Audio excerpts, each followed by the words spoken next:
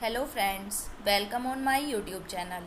आज हम सीटेट 2011 के पार्ट 3 एनवायरमेंटल स्टडीज़ का पेपर सॉल्व करेंगे। किसी भी पेपर के लिए प्रीवियस ईयर उसका एक बेस होता है।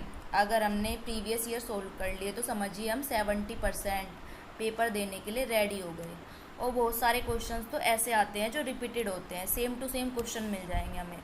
तो इसलिए प्रीवियस ईयर को पढ़ना बहुत ज़रूरी है।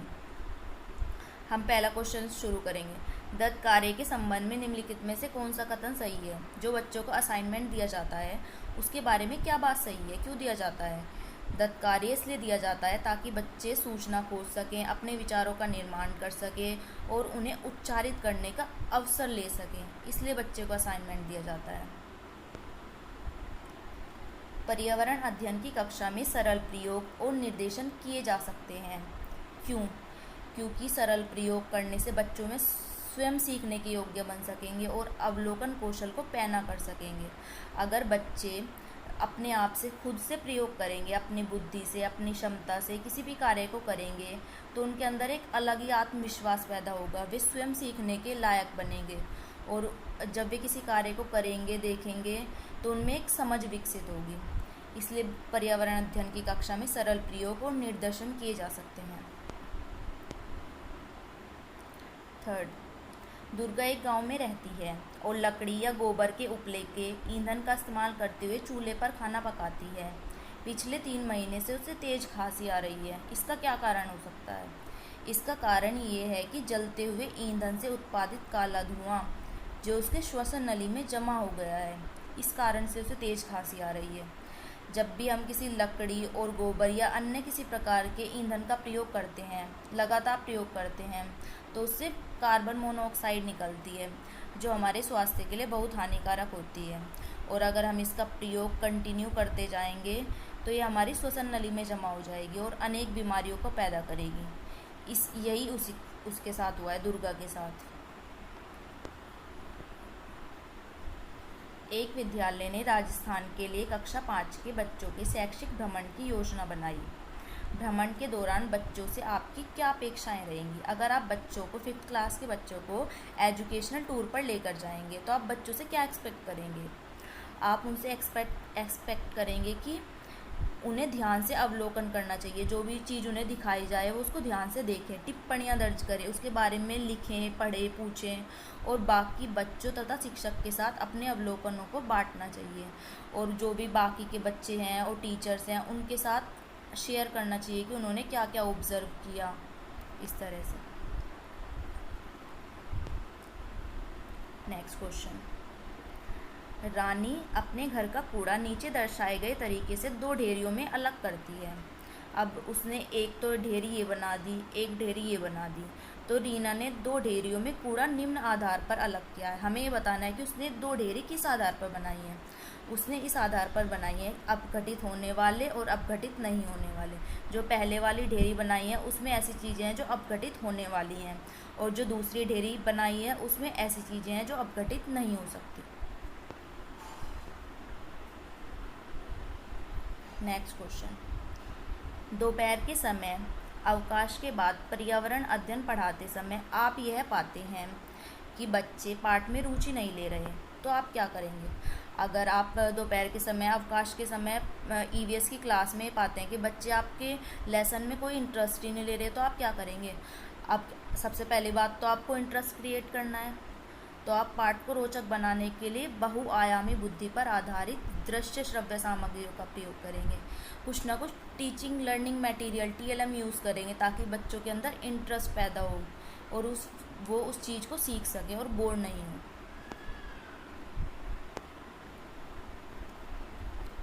पर्यावरण अध्ययन के एक शिक्षक के रूप में आप बच्चों को चिड़ियाघर ले जाने की योजना बनाते हैं। आपको बच्चों को जू ले जाने की प्लानिंग बनती है। आप बच्चों को निम्नलिखित में से कौन सी गतिविधि करने की अनुमति नहीं देंगे? आप बच्चों को ये कहेंगे कि आपको जू पर चलना है लेकिन एक काम आपको नहीं करना है, या इसकी आपको परमिशन नहीं है, रूल के सख्त खिलाफ है। तो ये है चिड़ियाघर के जानवरों के लिए बहुत सारी खाने की सामग्री ले जाना। जब भी हम जू में जाएंगे तो हम वहाँ से पशुओं को, पक्षियों को देखेंगे, ना कि हम उनके लिए खाने की सामग्रियाँ ले जाएंगे कि ये ले गए वो ले गए। ये नहीं ले जाना, इसकी परमिशन हम बिल्कुल भी बच्चों को नहीं देंगे। बीज अंकुरण की अवधारणा को इस तरह सबसे बेहतर तरीके से पढ़ाया जा सकता है। अगर हमें बीज अंकुरण के कंसेप्ट के बारे में बच्चों को बताना है तो हम सबसे अच्छा तरीका क्या लेंगे? हम बीज बोने, अंकुरण के विभिन्न चरणों का अवलोकन करने, हम कहेंगे कि अंकुरण के जो भी स्टेप्स होते हैं उनको आप ऑब्जर्व करो, देखो कि कैसे बीज अंकुरित हो रहा है, और उनका चित्र बनाने की गतिविधि को बच्चों को निष्पादित करने के लिए कहेंगे। और फिर बच्चों से कहेंगे कि आपने जो भी अंकुरण के चरणों का अवलोकन किया उनके चित्र बनाएं। इस तरह से बच्चे बीज अंकुरण की अवधारणा को बहुत अच्छी तरह से समझ जाएंगे। मीरा और दिव्या छोटी लड़कियां हैं। अच्छा, मीरा समोसे, कटलेट और डबल रोटी खाना पसंद करती है। आप भी करते होंगे, मैं भी करती हूँ। जबकि दिव्या ऐसा भोजन पसंद करती है जिसमें लौह तत्व की कमी है। मीरा और दिव्या को निम्नलिखित बीमारियों में से क्रमशः कौन सी बीमारी होंगी? अब एक को तो पसंद है समोसे, कटलेट, डबल रोटी, तो उसे कौन सी बीमारी होगी? अब वो ऐसी ऐसी चीज़ें खाती है, मैदे वाली चीज़ें, तो उसको तो मोटापा बढ़ेगा, मीरा को तो। और जो दूसरी है लौह तत्व, ऐसे पदार्थ खाती है जिसमें लौह तत्व की कमी होती है। अब लौह तत्व की अगर आयरन की कमी होगी तो उससे हमें क्या बीमारी होगी? एनीमिया। तो इन दोनों को मीरा को तो हो जाएगा मोटापा और दिव्या को हो जाएगा एनीमिया। नींबू साधारण पानी में डूब जाता है लेकिन नमकीन पानी में तैरता रहता है, क्यों? क्योंकि नमकीन पानी का घनत्व साधारण पानी के घनत्व से अधिक होता है। अगर पानी में कुछ भी हमने नमक डाल दिया तो उसका घनत्व अधिक हो जाएगा, और अगर पानी का घनत्व अधिक हो गया तो उसमें वस्तु तैरेगी, ना कि डूबेगी। पके हुए चावल रेफ्रिजरेटर में अपेक्षाकृत लंबे समय तक परिरक्षित किए जा सकते हैं, क्यों? हमने चावल पकाकर फ्रीज में रख दिए, वो लंबे समय तक चल जाएंगे, सुरक्षित रहेंगे, क्यों? क्योंकि कम तापमान पर रोगाणु निष्क्रिय हो जाते हैं। फ्रिज का टेम्परेचर कम होता है, उस पर रोगाणु कुछ समय के लिए निष्क्रिय हो जाते हैं, यानी कि अपना प्रभाव नहीं दिखाते एक थोड़े समय के लिए। इसलिए हम रेफ्रिजरेटर में पके हुए चावल को स्टोर कर सकते हैं थोड़े टाइम के लिए। नेक्स्ट क्वेश्चन, रक्त की जांच द्वारा किसकी उपस्थिति से मलेरिया की पहचान होती है? इसकी पहचान होती है लाल रक्त कोशिकाओं में मलेरिया परजीवी प्लाज्मोडियम के द्वारा। नेक्स्ट क्वेश्चन, पर्यावरण अध्ययन की कक्षा में अवधारणाओं को स्पष्ट करने के लिए कविताओं और कहानी कथन का प्रयोग करना।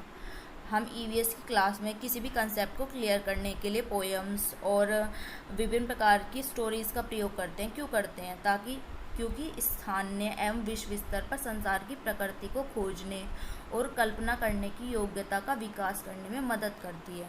जो हमारी पोएम्स होती है, स्टोरीज़ होती हैं, अगर हम बच्चों को ये सुनाते हैं तो बच्चे उसी परिधि से अपने आप को सोचते हैं, इमेजिन करते हैं।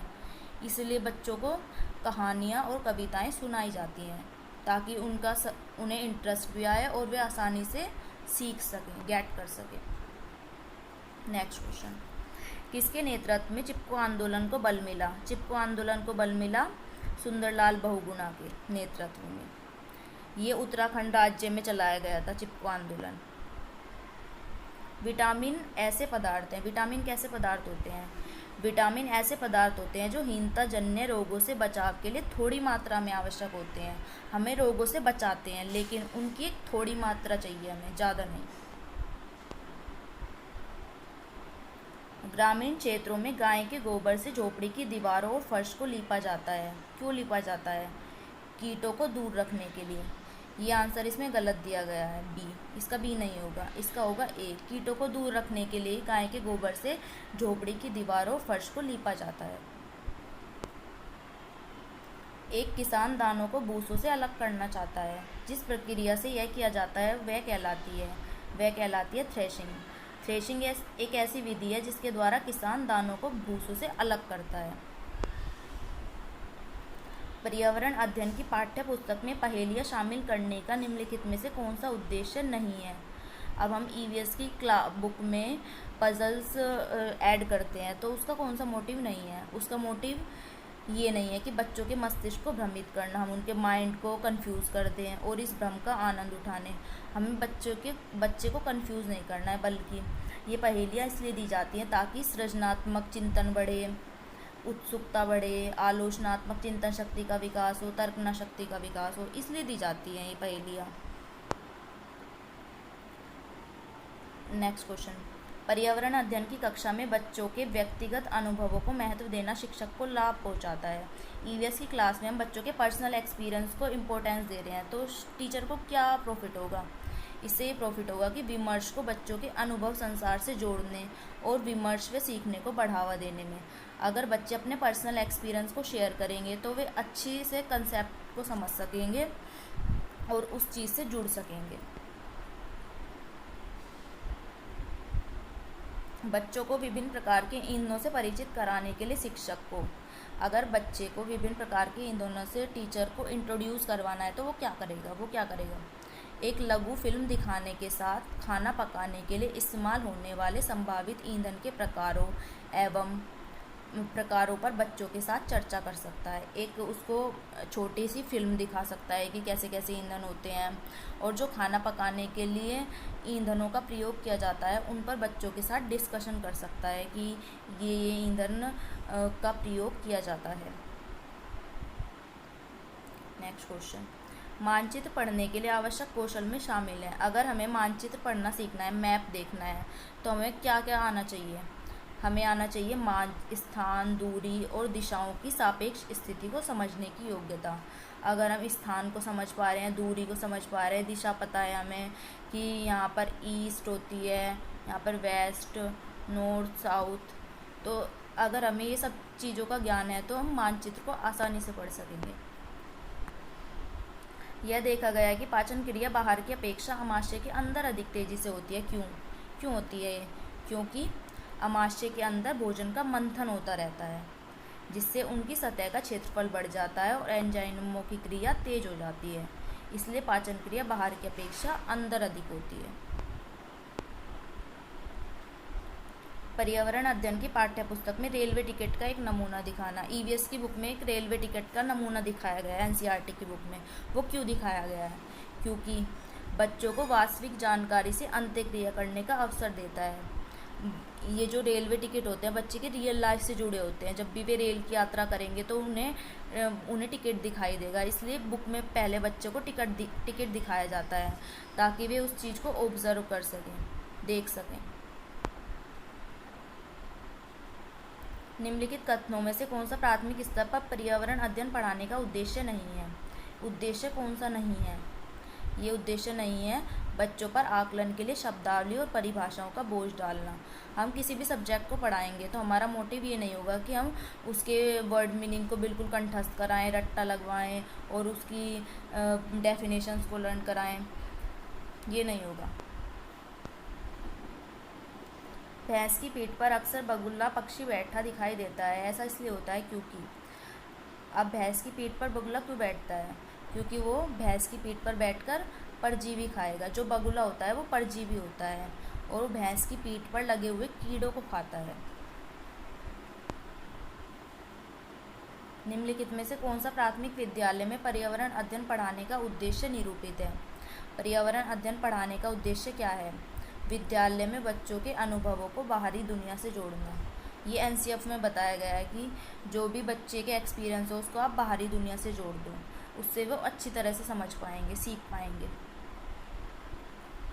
क्वथनन और वाष्पीकरण में अंतर क्या है? इसमें अंतर ये है कि वाष्पीकरण तो किसी भी तापमान पर हो सकता है, जबकि क्वथनन किसी भी तापमान पर नहीं हो सकता, वो सिर्फ 100 डिग्री सेल्सियस पर हो सकता है। नेक्स्ट क्वेश्चन, एक पुरुष जिसका रक्त O है और A रक्त समूह वाली स्त्री से शादी करता है। एक पुरुष है जिसका ब्लड ग्रुप O है और वो एक ऐसी लड़की से शादी करता है जिसका ब्लड ग्रुप A है, तो उसके पहले बच्चे के ब्लड ग्रुप O होने की कितनी संभावना है? उसकी संभावना है 50-50, मतलब हो भी सकता है और नहीं भी, 50-50 चांसेस हैं। नेक्स्ट क्वेश्चन, टूटता हुआ तारा क्या है? टूटता हुआ तारा क्या होता है? उल्काप जो पृथ्वी के वायुमंडल में प्रवेश करते ही आंख पकड़ लेते हैं, वो होते हैं टूटता तारा। प्राथमिक स्तर पर आकलन में शामिल होना चाहिए। प्राइमरी लेवल पर हम असेसमेंट के लिए क्या इंक्लूड करेंगे? हम करेंगे शिक्षक द्वारा सतत और असंरचनात्मक तरीके से किए गए अवलोकन को बच्चों और अभिभावकों के साथ बांटना। जो भी हमने उनका ऑब्जर्वेशन किया है किसी भी मेथड से कंटिन्यूस तरीके से, तो हम बच्चों को बताएंगे और उनके गार्जियंस को बताएंगे, तभी वो असेसमेंट कामयाब होगा। Thank you everyone. अगर आपको मेरा प्रयास अच्छा लगा हो तो मेरे चैनल को सब्सक्राइब करें। Thank you.